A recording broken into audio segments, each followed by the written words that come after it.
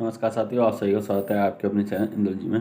तो दोस्तों, हम कर रहे हैं एनवीएस के लिए मोस्ट इम्पोर्टेंट क्वेश्चंस। तो 2 वीडियो आपको प्रोवाइड कर दिए हैं, आज ये तीसरी वीडियो है। तो दोस्तों, इसमें हम वही क्वेश्चन करेंगे जो पूरी संभावना है क्वेश्चन को आने की, और जो पैटर्न था प्रीवियस ईयर पैटर्न था दोस्तों, उसी के अकॉर्डिंग हम कर रहे हैं। एनसीईआरटी बेस्ड क्वेश्चन है दोस्तों।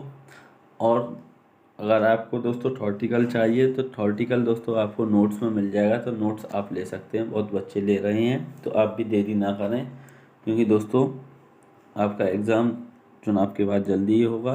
तो फिर आप अभी से तैयारी में लगेंगे, जब भी आप कर पाएंगे। तो स्टार्ट करते हैं दोस्तों। क्वेश्चन दिया हुआ है, विच of the following describes a liquid state, यानी कि विच of the following describes a liquid state, इनमें से कौन सा लिक्विड स्टेट को डिस्क्राइब करता है, यानी कि लिक्विड स्टेट के बारे में कौन बताता है। तो देखें, ऑप्शन दिए हुए हैं, definite volume and definite shape. जो लिक्विड स्टेट होती है उसका डेफिनेट वॉल्यूम होता है और डेफिनेट शेप होती है। दोस्तों शेप तो उसकी होती नहीं है डेफिनेट, ये तो आपको पता होगा। Definite volume and no specific space, यानी कि कोई इस स्पेसिफिक शेप नहीं होती। और दोस्तों तीसरा, definite shape but not definite volume, volume definite नहीं होता, neither definite shape not definite volume. लेकिन दोस्तों इसका सही आंसर क्या हो जाएगा, ऑप्शन बी इसका राइट आंसर हो जाएगा। क्या हो जाएगा, वॉल्यूम तो डेफिनेट होता है, लेकिन जो शेप होती है वो डेफिनेट नहीं होती। तो चलते हैं हम नेक्स्ट क्वेश्चन। तो दोस्तों क्वेश्चन नंबर 2 दिया हुआ है, wet clothes are kept for drying, which of the following does not help them in drying. यानी दोस्तों जो एक गीला कपड़ा है वो सुखाना है, अब इनमें से क्या हेल्प नहीं करेगा इनको सुखाने में। तो देखें, स्प्रेडिंग इट आउट, यानी कि इसको बाहर फैलाना, ब्लोइंग विंड ओवर इट, उसके ऊपर हवा जो चलती है उससे, making the room a little warmer, यानी रूम को गर्म करने पर, कूलिंग द रूम, कमरे को ठंडा करने पर। तो दोस्तों इसका जो सही आंसर हो जाएगा वो आप खुद आपको इसके अपने माइंड से लगा सकते हैं दोस्तों, कूलिंग द रूम, यानी जब रूम को हम कूल कर देंगे तो फिर कपड़ा नहीं सूख पाएगा, यानी ऑप्शन डी इसका राइट आंसर हो जाएगा। तो चलते हैं हम नेक्स्ट क्वेश्चन पर। तो क्वेश्चन दिया हुआ है, during evaporation particles of a liquid change into vapour, यानी एवोपोरेशन में दोस्तों जो लिक्विड होता है वो चेंज हो जाता है वेपर में, उसके पार्टिकल्स। तो फ्रॉम द सरफेस, सरफेस से, फ्रॉम द वल्क, यानी बहुत walk, from the bottom, from all over the liquid. तो दोस्तों इसका जो सही आंसर हो जाएगा फ्रॉम द सरफेस। कहाँ से होते हैं, फ्रॉम द सरफेस, यानी ऑप्शन ए इसका राइट आंसर हो जाएगा। क्या हो जाएगा, फ्रॉम द सरफेस। तो चलते हैं हम नेक्स्ट क्वेश्चन पर।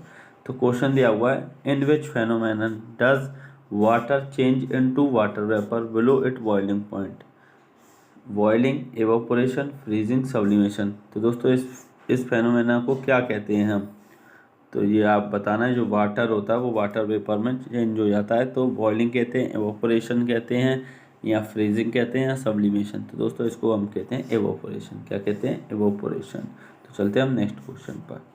तो दोस्तों क्वेश्चन दिया हुआ है, we get the smell of hot food in the kitchen outside the house because of, यानी दोस्तों जो एक हॉट फूड है उसकी आउटसाइड, यानी किचन से बाहर तक स्मेल आती है, तो बताएं वो किस कारण, बॉइलिंग, एवापोरेशन, सब्लिमेशन, डिफ्यूज़न। दोस्तों इसका जो सही आंसर हो जाएगा वो क्या हो जाएगा दोस्तों, डिफ्यूज़न। क्या हो जाएगा, ऑप्शन डी, डिफ्यूज़न के कारण। तो चलते हैं दोस्तों नेक्स्ट क्वेश्चन पर। तो क्वेश्चन दिया हुआ है, which are the favourable conditions for liquefaction of petroleum gas, high pressure, high temperature, low pressure, low temperature, high pressure, low temperature, low pressure, high temperature. दोस्तों बताएं इसका सही आंसर क्या हो जाएगा। तो दोस्तों इसका जो सही आंसर हो जाएगा वो हो जाएगा आपका option C, high pressure, low temperature. तो चलते हैं दोस्तों नेक्स्ट क्वेश्चन पर। तो क्वेश्चन दिया हुआ है, latent heat of vaporisation is used to overcome forces of attraction between the liquid particle at boiling point, overcome forces of attraction between solid particles at the freezing point, increase the kinetic energy of particles in the liquid state, increase the kinetic energy of the particles in the vapor phase। दोस्तों अब आपको बताना इसका जो answer हो जाएगा वो क्या होगा। तो दोस्तों जो इसका सही आंसर हो जाएगा वो हो जाएगा आपका option A, overcome forces of attraction between the liquid particle at boiling point. तो चलते हैं दोस्तों नेक्स्ट क्वेश्चन पर। और दोस्तों आपके लिए फिजिक्स की क्लासेस चल रही हैं, उसकी प्लेलिस्ट बनी हुई है। आप चाहे रेलवे की तैयारी कर रहे हो और आपके लैब अटेंडेंट में भी काम आने वाली हैं दोस्तों, तो उन वीडियोस को आप ज़रूर देखें। प्रॉपर क्लास हैं दोस्तों, वहाँ से आप अपने नोट्स भी बना सकते हैं। साइंस के दोस्तों तीनों वहाँ पर कराए जाएंगे, फिजिक्स, केमिस्ट्री, बायोलॉजी। अभी फिजिक्स चल रहा है, तो उन वीडियोज़ को भी आप देखते हुए चलें। दोस्तों क्वेश्चन दिया हुआ है, विच of the following has highest density, यानी कि इनमें से किसकी सबसे अधिक डेंसिटी होती है, यानी घनत्व होता है। कैरोसन, वाटर, आयरन, वुड। तो दोस्तों जो सॉलिड होता है उसकी सबसे ज़्यादा डेंसिटी होती है, यानी कि आयरन। ऑप्शन सी इसका राइट आंसर हो जाएगा। तो चलते हैं हम नेक्स्ट क्वेश्चन पर। दोस्तों क्वेश्चन दिया हुआ है, dry ice on heating produce, यानी ड्राई आइस जो होती है दोस्तों, जब उसको गर्म करेंगे तो उसमें से क्या निकलेगा। तो दोस्तों जो ड्राई आइस होती है वो CO2 की होती है, तो इसका मतलब गैस CO2 ही उससे निकलेगी। क्या गैस निकलेगी CO2 दोस्तों। तो चलते हैं हम नेक्स्ट क्वेश्चन पर। लिक्विड CO2 नहीं निकलेगा दोस्तों, गैस निकलती है, भाप निकलती है। तो चलते हैं हम नेक्स्ट क्वेश्चन पर। तो क्वेश्चन दिया हुआ, पार्टिकल्स मूव रेंडमली इन, यानी कि पार्टिकल का कोई पैटर्न नहीं होता दोस्तों, इधर उधर भागते हैं। वो किस में, वाटर में, शुगर में, नाइट्रोजन में, ड्राई आइस में। दोस्तों ये आप खुद देख सकते हैं, वाटर एक लिक्विड है, तो दोस्तों लिक्विड में एक प्रॉपर वे में चलते हैं पार्टिकल्स। शुगर दोस्तों, शुगर एक सॉलिड हो गया, सॉलिड में तो और अरेंज रहते हैं। लेकिन नाइट्रोजन दोस्तों एक क्या है, गैस है। तो ये जो नाइट्रोजन है दोस्तों, यही हमारा राइट आंसर हो जाएगा। ऑप्शन सी क्या हो जाएगा, नाइट्रोजन। ऑप्शन सी इसका राइट आंसर हो जाएगा। तो चलते हैं हम नेक्स्ट क्वेश्चन पर। दोस्तों क्वेश्चन दिया हुआ है, when we blow air into the balloon it inflates because. तो दोस्तों ऑप्शन पढ़ें, all particle diffuse into the balloon, all particle collide with the wall of the balloon and exert pressure on them, rubber is elastic in nature, the temperature of air in the balloon increases.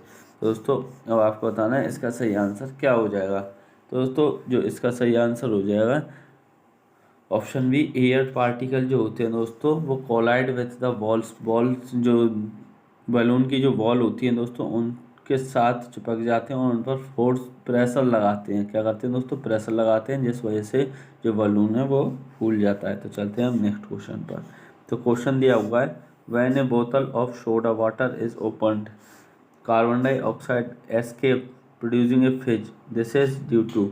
यानी दोस्तों जब हम soda water की बोतल होती है उसको हम ओपन करते हैं तो उसमें से कार्बन डाइऑक्साइड निकलती है, ये क्यों। Decrease in soluble on increasing temperature, decrease in solubility on increasing temperature, decrease in soluble on increasing pressure, और दोस्तों यहाँ पर डिक्रीज आंसर ही रिवेल हो गया है। तो ऑप्शन सी हो जाएगा दोस्तों इसका सही आंसर। क्या हो जाएगा, ऑप्शन सी। ऑप्शन सी क्या कह रहा है, decrease in solubility on increasing pressure. Pressure को दोस्तों डिक्रीज कर देना है और डिक्रीज ही होगी सॉल्युबिलिटी, तो इस वजह से कार्बन डाइऑक्साइड निकलती है। तो चलते हैं हम नेक्स्ट क्वेश्चन पर। तो क्वेश्चन दिया हुआ है दोस्तों, यहाँ से पढ़ें, 4 सैंपल्स ABCD। दोस्तों 4 सैंपल हैं आपके पास ABCD are prepared by adding a pinch of copper sulphate. Copper sulphate add किया गया है। A spatula of copper sulphate, एक स्पैटुला कॉपर सल्फेट का। A spatula of chalk powder add किया गया है। सम मिल्क और कुछ दूध, टू वाटर रेस्पेक्टिवली, और दोस्तों ये वाटर।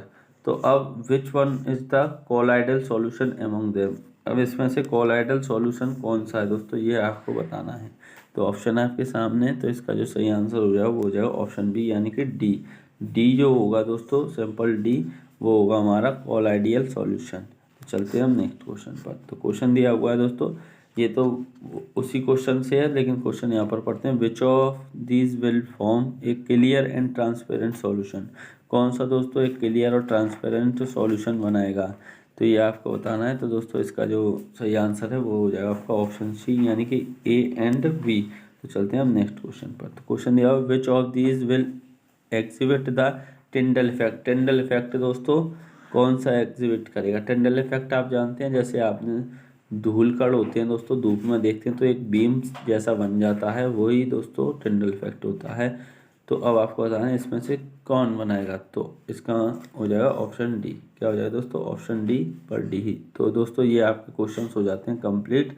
तो वीडियो आपको कैसी लगी कमेंट करके ज़रूर बताएं और चैनल को सब्सक्राइब करें और अपने सभी दोस्तों में शेयर करें वीडियोज़ को। जिन भी साथी को नोट्स चाहिए वो इस पर व्हाट्सअप मैसेज कर सकते हैं, ये नंबर दिया हुआ है दोस्तों, इस पर सिर्फ व्हाट्सअप मैसेज करें दोस्तों और नोट्स ले सकते हैं और अपनी तैयारी को बरकरार कर सकते हैं। Thank you, all the best.